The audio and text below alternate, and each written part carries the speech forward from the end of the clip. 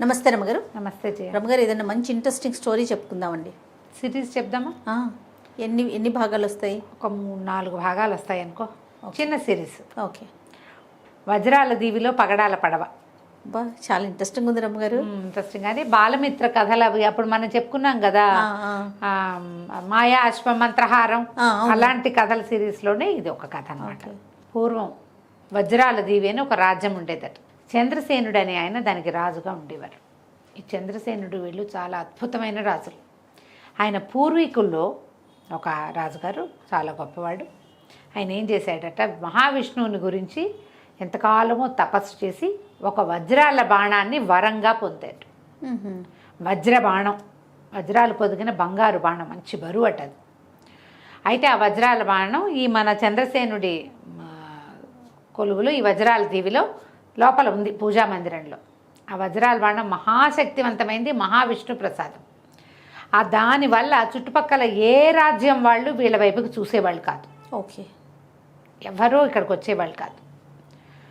ఎవరి దారిన వాళ్ళు ఉండేవాళ్ళు. వీళ్ళ మీదకి ఎప్పుడు దండయాత్రలు కానీ ఏమీ జరగలేదు. ఆ కాలం ఏంటంటే ఈ పక్క వాళ్ళ రాజ్యాన్ని హడపాయించేసే ఉద్దేశాలు కొంచెం తక్కువే ఉంటాయి. ఎవరి రాజ్యం వాళ్ళు బాగా చూసుకునేవాళ్ళు. రాజ్యంలో సుభిక్షంగా ఉండేది. ఈ భగవంతుడి ప్రసాదితమైన ఒక ఆయుధం అక్కడ ఉండటం వల్ల వీళ్ళకి అన్నీ బాగుండేవి. అదే, గుర్రాలని, ఏనుగులని అవి బాగుండేవి. సైన్యం ఆరోగ్యంగా ఉండేవాళ్ళు, అందరూ ప్రజలంతా మంచివాళ్ళుగా ఉండేవాళ్ళు. పంటలు బాగా పండేవి, ఎంతో సంతోషంగా ఉండేవారు. అయితే రాజుగారికి మంజులాదేవి అని భార్య పట్టప్రాణి ఉండేది. చాలా కాలం సంతానం కలగకపోతే ఈ పక్క రాజ్యాలలో ఒకరు ఈయనకి సంతానం కలగట్లేదని మా అమ్మాయిని ఇస్తామని వచ్చారు. వాళ్ళ అమ్మాయిని కూడా చేసుకున్నారు. శ్యామలాంబిక రెండో రాణి. శ్యామలాంబికని చేసుకున్నాక కూడా ఆయనకి సంతానం కలగలేదు. అయ్యో. ఆయన ఎన్ని పూజలు, ఎన్ని నోములు, ఎవరైతే చెప్తే అది చేస్తూ ఉండేవాడు. మహాద్భుతమైన దేవాలయాలు ఉన్నాయట అక్కడ ఆ ఊళ్ళో, ఆ వజ్రాల దీవిలో. ఒకసారి దేవాలయ సందర్శనం చేసుకుని వస్తుండగా దేవాలయంలో ఉండగా ఈయన చూడ్డానికి ఒక యోగి పుంగవుడు ఒక ఆయన వచ్చాడు. ఆయన భలే ఉన్నాడట, పరమేశ్వరుడే మానవ రూపం దాల్చి వచ్చినట్టుగా ఉన్నాడు. అప్పుడు ఈయన వెళ్ళి అంతకు ముందంతా ఏంటంటే సంతానం లేదు, ఇది ఒక సమస్యతో ఉన్నారు, వీళ్ళ తర్వాత వాళ్ళ వంశం వాళ్ళే కావాలి, అదే అందుకని చాలా ప్రయత్నాలు చేస్తున్నారు. యోగి మనం పిలవకుండా ఎవరైనా మన దగ్గరికి వస్తే అభ్యాగతులు, వాళ్ళంతటా వాళ్ళు వచ్చిన వాళ్ళు, వాళ్ళ వల్ల ఏదైనా వరం మనకి లభించవచ్చని భావించి ఈయన యోగి పుంగవుడిని విశేషంగా సేవించాడు. సంతానం కలగలేదు. మంజులాదేవికి లేరు, శ్యామలాంబికాదేవికి లేరు. ఏం చేయాలో తెలియట్లేదు. ఎన్ని రకాల పూజలు అవి చేస్తున్నామంటే అప్పుడు ఆయన చాలా తీవ్రంగా ఆలోచించి, మీ వంశంలో నాగదోషం ఉంది. ఓహో. పామును చంపిన దోషం ఉంటే ఇలా సంతానం కలగదు. ఈ పామును చంపిన దోష పరిహారార్థం చేయమన్నారు. ఎట్లా చేయమన్నారు? పాడ్యం నుంచి మొదలుపెట్టి 15 రోజుల పాటు కటిక నేల మీద పడుకుని ఒక్కపూటే అన్నం తిని బ్రహ్మచర్యాన్ని అవలంబించి అక్కడి నుంచి పుట్టలో పాలు పోసి పౌర్ణమి నాడు విశేషంగా చెప్పారు. ఈయన వెంటనే పౌర్ణమి పాడ్యం కోసం చూసి నెల మధ్యలో చెప్పారు. ఆ యోగి వీళ్ళ దగ్గరే ఉన్నాడు. చాలా ఈగర్గా దానికోసం వెయిట్ చేసి పాడ్యం వచ్చాక అక్కడి నుంచి మొదలుపెట్టి ఈయన యోగి గారు చెప్పినటువంటి మొత్తం అంతా చేశాడు. చేసి పౌర్ణమి నాడు పుట్టలో పాలు పోసి దీక్షా విరమణ చేసుకున్నాడు. అప్పుడు మళ్ళీ వెళ్ళి రాణులతో సహా యోగి పాదాలు పట్టుకుని, అయ్యా మీరు చెప్పిన నాగదోష పరిహారం చేశాను, ఇంకా నాకు సంతానం కలుగుతుందంటారా? ఆయన నవ్వాడు. నాగదోషం పోవడానికి చెప్పే కానీ సంతానం అంత సులువుగా కలగదు రాజా. నీకు నీ సంతానం కలగాలంటే ఒక ప్రత్యేకమైన క్రియ చేయాలి, చాలా ప్రత్యేకమైనది. చేస్తావా అన్నాడు. చేస్తానంటే ఇక్కడికి 100 ఆమడల దూరంలో గంధమాదన పర్వతం ఉంది. 100 ఆమడలు అంటే అక్కడ దగ్గర దాపు కాదు, అది వెళ్ళాలి. ఆ గంధమాదన పర్వతం పక్కన అగాధమైన ఒక సరస్సు ఉంది. ఆ సరస్సులో ఒక పగడాల పడవ కనపడుతుంది. ఆ పగడాల పడవలో ఎక్కి వెళ్ళాలి. వెళ్తే అక్కడ ఒక దీవి, పగడాల దీవి. ఆ దీవిలో మహాకాళేశ్వర ఆలయం ఒకటి ఉంది. ఆ మహాకాళేశ్వర ఆలయంలో ఒక భైరవ విగ్రహం ఉంది. భైరవ విగ్రహం చేతిలో ఒక త్రిశూలం ఉంటుంది. ఆ త్రిశూలాన్ని తీసుకొచ్చి అక్కడి నుంచి 3 రాత్రులు 3 పగళ్ళు ప్రయాణం చేస్తే నల్లకొండ అనేది ఒక దెబ్బ వస్తుంది. దాని మీద దయ్యాలు నివాసం ఉంటాయి, ఎక్కువగా దయ్యాలు ఉంటాయి, బోల్డ్ అనే శక్తులు ఉన్నాయి ఆ నల్ల దిబ్బ మీద, నల్లకొండ దిబ్బ మీద చాలా శక్తులు కలిగింది. అక్కడ ఒక గున్నమావిడి చెట్టు ఉంది పైన, దానికి కవలపు కాయలు కాస్తాయి, 2 పళ్ళే కాస్తుంది అది. ఈ శూలం ఉన్నవాడే ఆ కాయలు కొయ్యగలడు. ఆ కాయలు కనుక తీసుకొస్తే నీ భార్యలకి సంతానం కలుగుతుంది. అమ్మో, ఎంతుంది కదా. సరే, ఈయన ఆశ్చర్యపోయాడు. ప్రయత్నం చేస్తాను, 16 సంవత్సరాల తర్వాత మళ్ళీ వస్తాను నేను నీ సంతానాన్ని ఆశీర్వదించడానికి అని చెప్పి యోగి వెళ్ళిపోయాడు. ఎంత బాగా చెప్పాడు. అదే కదా, ముందు చెప్పిన 15 రోజులు పూజ చేయమంటే ఎవరైనా చేస్తారు, చేసేసాడు రాజు. రాజు తలుచుకుంటే దెబ్బల కోదమేముంది. అదే అక్కడి నుంచి ఇక ప్రచారం చేశారు, ప్రకటించారు. ఇలా వెళ్ళి ఈ జంట మామిడి పళ్ళని సాధించేవాడు ఎవడైనా ఉంటే గనక రండి అంటే ఎందరో మహావీరులు వచ్చారు. ఎవరూ తిరిగి రాల. రోజులు గడిచిపోయినాయి. ఈయన వెళ్ళడా? ఈయన వెళ్ళడు, ఓ ఎవరైనా తెచ్చిపెట్టాలి అవి. ఓకే, ఈయన్ని వెళ్ళమనలా, తెస్తే చాలు, తెప్పించుకోమన్నాడు. సరే, నెలలు గడిచాయి, ఏడాది దగ్గర అయిపోతుంది. ఇప్పుడు సంతానం నాగదోషం ఉండి ఈ పండ్లు తెప్పిస్తే పిల్లలు పుట్టరు. నాగదోష పరిహారం ఏంది కాబట్టి పళ్ళు తెస్తే పిల్లలు పుడతారు. బాగా ఆలోచించి రాజుగారి సైన్యాధిపతి అయిన శూరసేనుడు మహావీరుడు, మామూలు వాడు కాదు. శూరసేనుడు నేను వెళ్ళి తెస్తానన్నాడు. సరే చూద్దాం అనుకున్నారు. శూరసేనుడు 3 నెలల గడువు, 3 నెలల లోపల రాగలిగితే వచ్చినట్టు. ఓకే, ఎందుకంటే గంధమాదన పర్వతానికి చేరటానికి నిలబడుతుంది, తిరిగి రావడానికి ఇంకో నిలబడుతుంది. మధ్యలో వ్యవహారం పగడాలు పడవ అదివి ఇదివి అంటే వాటన్నిటికీ టైం పట్టదు. 3 నెలలు చూడండి అని చెప్పాడు. శూరసేనుడు బయలుదేరాడు. ఓకే, నెల రోజులకి గంధమాదన పర్వతం పక్కనున్న అగాధమైన సరస్సు దగ్గరికి చేరాడు. తినక ఏదో దొరికింది తిని అన్ని రకాల అవకాశాలని ప్రయత్నం చేసుకుంటూ సరస్సు దగ్గర చేరాడు. ఇంతకుముందు వచ్చిన వాళ్ళు ఎవరు సరస్సు దాకా చేరారో లేదో ఎవరికి తెలియదు. మధ్యలోనే పోయారో ఏమైపోయారో. అక్కడి నుంచి ఆ సరస్సు దగ్గర నిలబడితే ఒక పగడపు కాంతిలో మెరిసిపోతున్న పడవ అక్కడ కనపడుతోంది. ఆ పడవ ఎట్టా వస్తుంది? అందులో మనిషి ఎవడూ లేడు. తన దాకా రావద్దు, రావాలిగా. చూస్తూ ఉండిపోయాడు, ఏం చేయాలో తెలియలే. యోగి ఏం చెప్పాడంటే ధైర్యే సాహసే లక్ష్మి. ధైర్యం ఉన్నవాడు వెళ్ళగలుగుతాడు. ఓహో, ప్రయత్నం ధైర్యం ఉన్నవాడు ఏం చేస్తాడు? ఇది మన వల్ల అవుతుంది ఏమవుతుంది అనుకోడు, ప్రయత్నిస్తాడు, ట్రై చేస్తాడు కదా.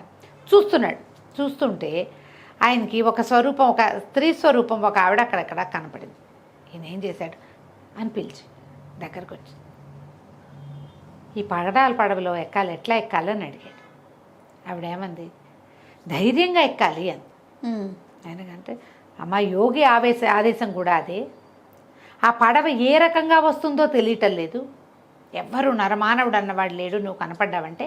ఆవిడేమంది, ధైర్యంతో ఆలోచించు, ఏదైనా తట్టుతుందేమో నీకు అని చెప్పి, నేను ఒక గంధర్వ కాంతని ఈ నదిలో తిరుగుతూ ఉంటాను, నేను నీకే సహాయము చేయలేను, ధైర్యంతో ఆలోచించు, పని చేయాలన్న ఉద్దేశంతో ఆలోచించు, తట్టుతుంది అని చెప్పింది. వెళ్ళిపోయింది. ఆలోచిస్తుంటే తడుతుంది అనాలి, తట్టుతుంది అందేమిటి? తట్టు అనేది వినపడింది. ఏం చేశాడు అని చప్పట్లు కొట్టేసరికి రయ్యమని దూసుకొచ్చేసింది పడవ.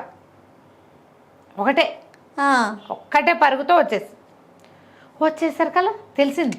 ఓకే, కూర్చున్నట్టు పెద్ద పగడాలతోటి వరుసగా పేర్చబడి నిర్మించబడింది అది. లోపల ఒక బంగారపు సింహాసనం ఉంది. అందులోకి ఎక్కితే ఎవ్వరూ లేరు, సరస్సు ప్రశాంతంగా ఉంది. ఎక్కి కూర్చున్నాడు. ఏం చెప్పాలి, ఏం చెయ్యాలి? దాంట్లో సాధనాలు ఏం లేవు. దండం పెట్టుకున్నాడు, నమస్కారం చేసుకుని పగడాల దేవికి వెళ్ళాలి. ఆనంగానే ఒకటే రయ్యమని వెళ్ళిపోయింది. ఓ, అక్కడి దాకా వెళ్ళిపోయింది. దిగితే ఉంది పెద్ద దేవి, ఎక్కడ నరమానవుడు లేడు, ఖాళీగా ఉంది.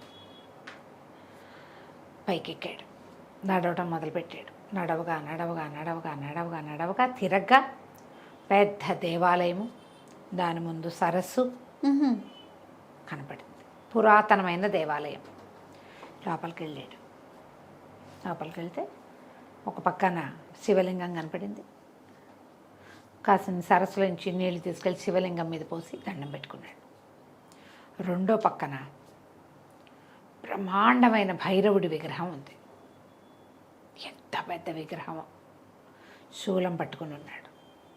మనకేం కావాలి? భైరవుడి చేతిలో శూలం. ఈ శూలం ఎలా వస్తుంది? ఎంత ప్రయత్నించాడు. సరే అట్లా కాదు, భైరవారాధన చేద్దామని ఆ ప్రాంతంలో వాళ్ళకి అందరికీ భైరవ మంత్రం ఉంది. మ్మ్. భైరవుడు, కాలభైరవుడు, తర్వాత ఏమో వీరభద్రుడు, ఈ మంత్రాలు ఇట్లా సైన్యాధిపతులుగా వాళ్ళుగా ఉన్న వాళ్ళకు ఉంటాయి. ఓహో, యుద్ధ విద్యలు నేర్చుకునే వాళ్ళకి భైరవ సహాయం కావాలి యుద్ధాల్లో. అదే. ఆయన కూర్చుని 3 రోజుల పాటు భైరవ జపం చేసుకున్నాడు. ఆ దీవిలో ఏవో పళ్ళో గిళ్ళో ఉన్నాయి. ఆ సరస్సులో నీళ్ళు తాగాడు, పళ్ళు తిన్నాడు, ఇక్కడ కూర్చున్నాడు. 3 రోజులు చేసిన భైరవుడు కళ్ళు తెరవల. అలాగే ఉంది విగ్రహం. మ్మ్. ఏం చేయాలో తెలియలే. అప్పుడు అతనికి ఏమనిపించింది, పడవ రానప్పుడు ఆవిడ తట్టు అంది. తట్టేం కదా, తడితే వస్తుందేమో అనుకున్నాడు. భైరవుడు ఎదురుగుండా నిలబడి ఏం చేశాడు, చేతులు తట్టాడు. తట్టంగానే ఇట్లా ఉన్న భైరవుడి విగ్రహం నిప్పులు కక్కుతూ కళ్ళు తెరిచేసింది. మ్మ్. ఎర్రగా ఉన్నాయి కళ్ళు. చేతిలో త్రిశూలం ఉంది కదా, ఒక అడుగు ఉగ్రంగా ఒక అడుగు ముందుకేసాడు. వేసి త్రిశూలాన్ని విసిరేశాడు. భైరవుడు విసిరేస్తే ఏమైంది, ఇతను ఎక్కడి నుంచున్నాడు, సూరసేనుడు ఎదురుగుండా నించున్నాడు. సూరసేనుడి గుండెల్లో గుచ్చుకుపోయింది. పెద్ద పొలికి ఎక్కబెట్టి పడిపోయాడు. అయ్యో. ఆ. అయిపోయింది. ఇంత ప్రయత్నం చేసి వచ్చిన సూరసేనుడు భైరవుడు ఎదురుగుండా నుంచోకుండా పక్కన నుంచుని ఉంటే ఏమయ్యేది, ఈ భైరవుడికి ఆపోజిట్లో బయట పెద్ద జమి చెట్టు ఉంది. ఈ త్రిశూలం వెళ్ళి జమి చెట్లో గుచ్చుకునేది, వెళ్ళి అతను తీసుకునే పని. కానీ ఇతను పొరపాటు ఏం చేశాడు, ఎదురుగుండా నుంచున్నాడు. భైరవ మంత్రంతో భైరవుడు లేవడానికి సిద్ధంగా ఉన్నాడు. అడగటమే ఆలస్యం. మ్మ్. ఆ పక్కన నుంచి ఉంటుంటే వచ్చేసేది. అయ్యో. మ్మ్. గుండెల్లో గుచ్చుకుపోయింది. ఇంకేముంది, చచ్చి పడిపోయాడు. మ్మ్. కథ అయిపోయింది. ఇక ఈ నెలలు గడిచినాయి, ఇతను రాలా. సూరసేనుడు రాలేదు. ఎక్కడ రాలిపోయాడో తెలియలా. ఏం జరిగిందో వాళ్ళకి తెలియదుగా. ఈ కథ అంతా మనం చెప్పుకుంటున్నాం, రాజుకు తెలియదు కదా. చంద్రసేనుడికి ఇందులో ఇసుమంత కూడా తెలియదు. ఆయన చాలా దిగులు పడిపోయాడు. ఏం చేయాలో తెలియలే. ఒకరోజు శివాలయానికి వెళ్ళి వస్తూ ఉంటే ఆయనకి ఎవరో ఒక మహావీరుడు ఒక అతను కలవడానికి వచ్చాడు అని చెప్పారు. వీరభద్రావతారంలాగా ఉన్నాడు వచ్చినవాడు. మ్మ్. మహావీరుడు, ప్రచండు అతని పేరు. ఏమన్నాడు, మహారాజా మీరు జంట మామిడి పళ్ళ కోసం ఎదురు చూస్తున్నారని నాకు తెలుసు. అక్కడికి వెళ్ళి ఆ పళ్ళు నేను తెచ్చిస్తాను. ఒక కోరిక తీర్చాలి నాది, నేను చేస్తాను ఈ పని అని చెప్పాడు. చెప్పేసరికల్లా రాజు అన్నాడు, కోరిక సరేనని, కాకపోతే తమ దగ్గర ఏమిటి, అద్భుతమైన వజ్రాల బాణం ఉంది, ఎవరైనా అది అడగచ్చు వరంగా, అందుకని వజ్రాల బాణం తప్ప నువ్వు ఏది అడిగినా తీరుస్తానన్నాడు. అలాగే అడుగుతాను, ముందు మీకు పళ్ళు తెచ్చిపెట్టాక కనిపిస్తానన్నాడు. ఆ మహావీరుడుగా కనపడుతున్న ప్రచండు వెళ్ళిపోయాడు. మ్మ్. అతను గంధమాదన పర్వతం చేరాడు. మ్మ్. అగాధమైన సరస్సు చేరాడు. చప్పట్లు కొట్టి పగడాల పడవని పిలిపించాడు. అందులో ఎక్కాడు. మ్మ్. పగడాల దీవి చేరాడు. దీవిలోకి చేరాడు. చేరి మహాకాళేశ్వర ఆలయానికి వెళ్ళాడు. వెళ్ళాకేముంది, ఈయనేమి భైరవుడిని ప్రసన్నం చేసుకోకర్లా, త్రిశూలం సిద్ధంగా ఉంది అక్కడ రెడీగా ఉంది కదా. అయ్యో. పక్కపక్క నవ్వుతూ ఆ సూరసేనుడి శరీరంలో గుచ్చుకుని ఉన్న త్రిశూలాన్ని పైకి లాక్కుని బయలుదేరాడు. మ్మ్. బయలుదేరి ఇక వెళ్ళడం మొదలుపెట్టాడు. ఆ దిబ్బ దగ్గరికి బయలుదేరాడు. ఈయన జంట మామిడి పళ్ళు దొరికాయా లేదా అనేది మనం వచ్చే భాగంలో చూద్దాం. ఓకే అండి. కానీ అంత సాహసి చనిపోవటం బాగాలేదు రమ్మగారు. బతుకుతాడు మళ్ళీ. అయితే ఓకే అండి. నమస్తే. నమస్తే.